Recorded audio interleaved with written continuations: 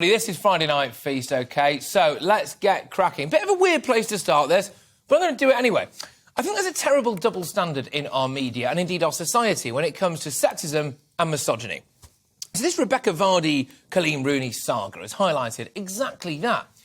It brought back to the public attention the fact that Rebecca Vardy went to the press, the News of the World specifically, at the time it was the best-selling newspaper in the UK, and basically lied about Peter Andre having a micro-penis. Well, a small chipolata. Anyway, now, believe it or not, I did have certain reservations about coming on national television and ranting about the plight of men with a small penis, but I was reliably informed that there's absolutely no way this could backfire or indeed ruin my career or my standing in public life. But on a serious note, I want to commend Peter Andre for a very, very classy response.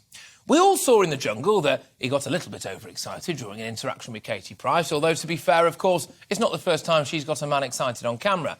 But the point is that he's clearly not got a little chipolata. And he made a very good point. He said, think about how it would feel if it was the other way around. That's all I'm saying. That's what he said. Exactly. You don't really ever see in Kiss and Tell, do you, the other way around, where a man has been very disparaging about a woman's private parts.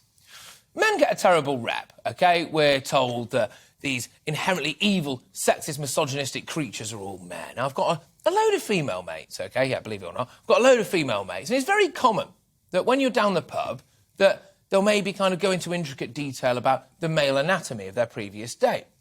But honestly, when I've had a few pints with the lads, we just don't really kind of talk about that thing. And if someone did, we would probably think it was a bit crass. People might not believe that, but it's true, right? We just don't really do that kind of thing. I think there's a double standard as well when it comes to body image. I've started to see a load of adverts with plus-size female models because, of course, big is beautiful. We don't see any male plus-size models, do you? The idea that body pressure is exclusively a female thing is ridiculous. It isn't. I'm all for free speech, don't get me wrong, but I don't like hypocrisy. And the fact is, it's much more socially acceptable to body shame a man than it is a woman.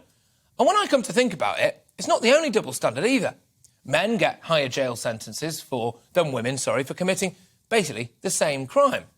Working-class white boys underperform the most at school, yet schools and universities have blocked bursaries specifically for young white lads. Well, they don't have any problems, do they, dishing out bursaries for ethnic minorities?